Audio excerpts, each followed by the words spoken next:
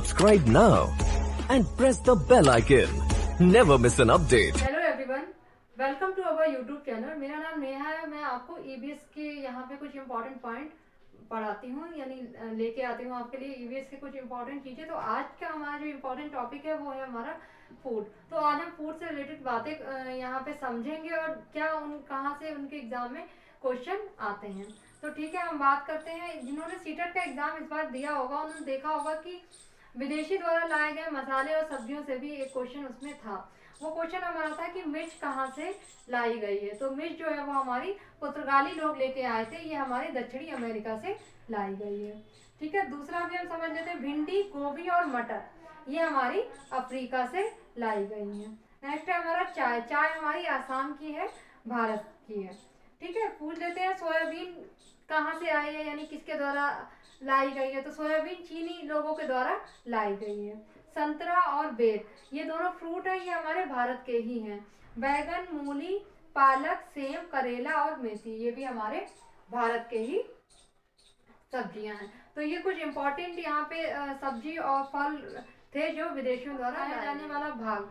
यहाँ से भी क्वेश्चन एक जरूर आता है, तो आप इस पॉइंट को भी अच्छे से समझ लीजिए। तो पौधों के खाए जाने वाले भाग जो अलग अलग है। सबसे पहले बीज। बीज कौन कौन से हैं जो खाए जाते हैं, तो आपको ध्यान रखना है गेहूं, धान, बाजरा, चना और सरसों ये ऐसे बीज हैं जो खाए जाते हैं। अगला है हमारा तना। तो तने कौन कौन से, ये मोस्ट इम्पोर्टेंट है। ये क्वेश्चन बहुत बार एग्जाम में देखा गया है कि तना निम्नलिखित में से कौन सा तना है। तो आपको ध्यान रखना है अदरक, आलू, प्याज, कमल, ककड़ी ये हमारे 4 तने हैं जो खाए जाते हैं। नेक्स्ट है हमारा जड़। जड़ जो है वो यानी कौन निम्नलिखित में से कौन सी जड़ है, ये एग्जाम में क्वेश्चन आता है। तो आपको ध्यान रखना है मूली, गाजर, चुकंदर ये हमारी जड़ है। अगला है हमारा कली। कली कौन सी ऐसी है जो खाई जाती है, लौंग। लौंग जो है वो एक कली है जो खाई जाती है। छाल। छाल में हमारी दालचीनी आ जाती है, ये पेड़ की छाल होती है। पत्ती। पत्ती में पालक, धनिया, पत्ता गोभी, अरबी और करी पत्ता ये ऐसी पत्तियां हैं जो खाई जाती हैं। नेक्स्ट है हमारा फूल। फूल में है हमारा कचनार, कचनार, केला और सहजन। ठीक है, ये फूल जो है वो खाए जाते हैं। नेक्स्ट है हमारा फली। फली में सहजन और मटर ये फलियां खाई जाती हैं। तो आपको ये ध्यान रखना है, ये मोस्ट इम्पॉर्टेंट है। इसमें से आपका 1 नंबर जरूर है। अब हम बात करते हैं भोजन की, और भोजन से इम्पोर्टेंट जो पॉइंट है उनको यहाँ पे जान लेते हैं। तो पहले हम बात करते हैं भोजन जो है वो हमारी मूलभूत आवश्यकता है। ठीक है, सभी जीव जंतुओं को भोजन की आवश्यकता पड़ती है। भूख का पता हमें किससे चलता है, यानी जब हमें भूख लगती है तो हमारे मस्तिष्क में एक हाइपोथैलेमस नाम की एक ग्रंथि होती है, उससे हमें पता चलता है। ये हमारे मिडिल में होती है माइंड के, उससे पता चलता है कि हमें भूख लग रही है। भोजन पकाने के तरीके ये पूछ लेता है एग्जाम में, ये इम्पोर्टेंट है। एनसीईआरटी की बुक्स में ये दिया भी गया है। भोजन पकाने के कौन कौन से तरीके हैं, तो उसमें भोजन पकाने के 4 तरीके दिए हुए हैं। एक है हमारा भूनकर, सेककर, तलकर और उबालकर, आपको ये भी ध्यान रखना है। नेक्स्ट है हमारा, ये भी एग्जाम में क्वेश्चन देखा गया कि गोवा में नारियल के तेल में तलकर खाना बनाया जाता है। यानी गोवा में आपने देखा हो कि वहाँ नारियल के वृक्ष बहुत ज्यादा है, इसलिए वहाँ पे नारियल का तेल अधिक यूज होता है। कश्मीर में सरसों के तेल में तलकर खाना बनाया जाता है। नेक्स्ट पॉइंट है हमारा कि भोजन जो है वो चबाकर खाने से, भोजन जो है वो हम लोग को चबा कर ही खाना चाहिए अच्छे से, ताकि हमारे पेट को कम मेहनत करना पड़े। ठीक है, तो उसको कुछ फायदे भी हैं। भोजन चबाकर खाने से लार में मिलकर टाइलिन निकलकर, एक टाइलिन होता है हमारी लार में एक पदार्थ होता है टाइलिन।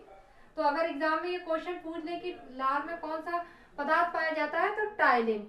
ठीक है, टाइलिन निकलकर स्टार्च को माल्टोस शुगर में बदल देता है। ठीक है, ये बहुत इंपॉर्टेंट पॉइंट है, आपको ये अच्छे से याद रखना है कि लार में हमारा टाइलिन नामक एक पदार्थ होता है जो हमारे भोजन, जब मुंह में हम भोजन चबाते हैं तो उसमें स्टार्च को निकालकर हमारा माल्टोस शुगर में परिवर्तित कर देता है।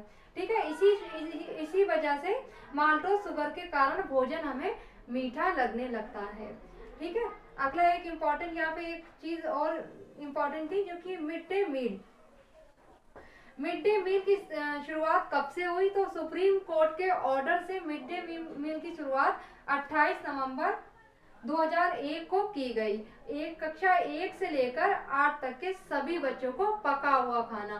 ठीक है, तो ये इम्पोर्टेंट पॉइंट है, आपको ये भी अच्छे से ध्यान रखना है। तो अब हम बात करते हैं कुछ और दूसरे इम्पोर्टेंट से भी एग्जाम में कुछ क्वेश्चन आते हैं, तो आप इसको जान लीजिए। पूरे जीवन में 2 बार दांत निकलते हैं। ठीक है, पूरे जीवन में 2 बार दांत निकलते हैं। सबसे एक दूध के दांत होते हैं, दूसरे होते हैं हमारे स्थायी दांत।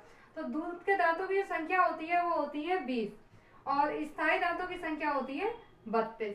ये चीजें हमें याद रखना है यहाँ पे। फिर मानव शरीर का सबसे कठोरतम भाग जो होता है वो हमारे दांत ही होते हैं, एनिमल होता है। एनिमल जो होता है, जो हमारे दांत का ऊपरी दांत जिससे बना होता है, उस पदार्थ को एनिमल कहते हैं। ठीक है, ये कैल्शियम फास्फेट का बना होता है। ठीक है, नेक्स्ट है हमारा मानव दांत 4 प्रकार के होते हैं। ये भी इम्पोर्टेंट है, आपको ये ध्यान रखना है। तो ये मानव दांत जो होते हैं हमारे 4 प्रकार के होते हैं। तो नंबर 1 पहला जो है वो हमारा कृंतक, इनको इंसिजर बोलते हैं। ये जो होते हैं हमारे 4 होते हैं, यानी 4 नीचे होते हैं और 4 ऊपर होते हैं। अगला है हमारा रदनक। तो रदनक होते हैं, इन्हें कैनिन्स बोलते हैं। ये जो होते हैं हमारे 2 होते हैं, यानी 2 नीचे होते हैं और 2 ऊपर होते हैं। अगला है हमारा अग्र चवर्णक, प्री मोलर्स बोलते हैं इनको। तो अग्र चवर्णक जो दांत होते हैं ये हमारे 4 होते हैं, यानी 2 एक साइड में होते हैं। तो आप इसको ऐसे देख सकते हैं, 2 और 2, यानी 2 जो होते हैं एक साइड में होते हैं और 2 जो होते हैं हमारे एक साइड में होते हैं।